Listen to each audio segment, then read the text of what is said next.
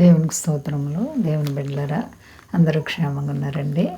మన ప్రభువును రక్షకుడైన యేసుక్రీస్తు వారి యొక్క ఉన్నత నామంలో అందరికీ క్షేమము శుభములు కలుగునుగాక. ఆయనకే మహిమ.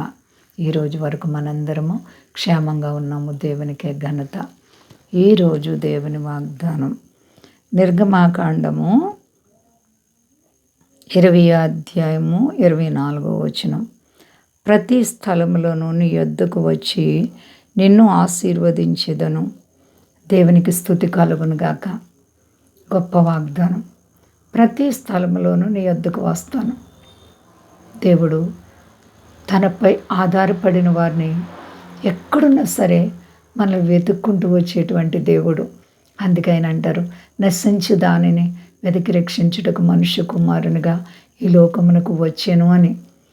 మన ఆత్మ నశించిపోతుంది కాబట్టి మనల్ని రక్షించడానికి యేసు ప్రభువారు ఈ భూమి మీదకి వచ్చారు. మన నుంచి ఏమీ ఆయన ఆశించలేదు. మనలను నరకము నుండి తప్పించడానికి వచ్చారు. కాబట్టి ఇక్కడ అంటున్నారు, ఇశ్రాయేలు ప్రజలతో దేవుడు మాట్లాడుతున్నారు, ప్రతి స్థలములోని కూడా నేను నీ యొద్దకు వస్తాను. ప్రతి స్థలములో నీవెక్కడుంటే అక్కడికి నేను నీ యొద్దకు వచ్చి నిన్ను ఆశీర్వదిస్తాను. మన దేవుడు ఆశీర్వదించే దేవుడు, దీవించే దేవుడు. ఆశీర్వాదం అంటే గొప్పవారు అవడమే కాదు, అంచెలంచెలుగా హెచ్చింపబడటమే కాదు, కానీ మనం ఈ భూమి మీద ఉన్నంత కాలము కాపాడబడి క్రీస్తు వారి యొక్క రాకడ దినాల్లో మనం ఎత్తబడాలి, పరలోక రాజ్యానికి చేరాలి. దేవుడు మనల్ని అందుకే ఎన్నుకున్నారు, ప్రేమించారు. పాపములో కూరుకుపోయిన మనం, చీకట్లో కూరుకుపోయిన మనల్ని దేవుడు ఆయన అత్యున్నతమైనటువంటి వెలుగులోనికి నడిపించారు. ఇంకా ఎంతకాలం నువ్వు పాపంలో కూరుకుపోతావు? పాపం నుంచి విడుదల పొందవా? ప్రియ సహోదరి సహోదర, పాపమునకు దేవుని యొద్ద చోటు ఉండదు. పాపిని క్షమిస్తారు కానీ పాపాన్ని ఆయన క్షమించరు. పాపము ఎప్పటికీ కూడా నరకంలో కాలవలసిందే. పాపి అనగా నీవు తప్పిపోతే నేను రక్షించడానికి వచ్చారు ఆయన. కాబట్టి మనందరము ప్రేమగల దేవుని కొరకే ఎదురు చూడాలి.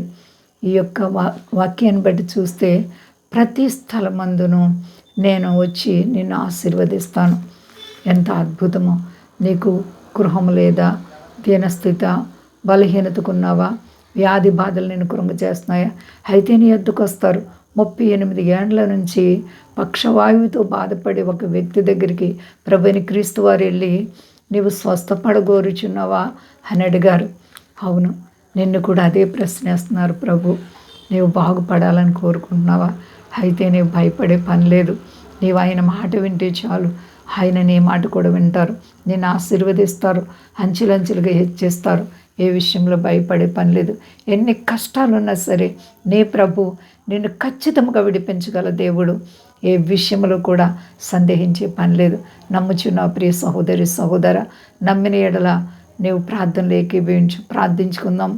ప్రేమ నమ్మకమైన మా తండ్రి, ఎంత గొప్ప దేవుడు తండ్రి. అవును ప్రభా, మేము ఎక్కడున్నా సరే నీవు వచ్చి మమ్మల్ని ఆశీర్వదించే దేవుడు, దీవించే దేవుడు, దయా కృప జాలి కనికరం కలిగిన దేవుడు. ప్రభువా, నశించిపోతున్న మమ్మల్ని రక్షించడానికి వచ్చావు.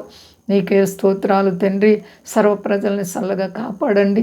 మా దేశాన్ని, దేశ నాయకులను కాపాడండి. మీ దాసులను కాపాడండి అయ్యా. రుణాలు సమస్యలు ఉన్న బిడ్డలకు విడుదల ఇవ్వండి. విదేశాల బిడ్డలను ఆశీర్వదించి మహిమ పొందు. సాతానికి సిగ్గు నాశనం. నీకు మహిమ, మాకు ఆశీర్వాదం ఇమ్మని శక్తి కలిసేనామని అడుగుతున్నాను తండ్రి.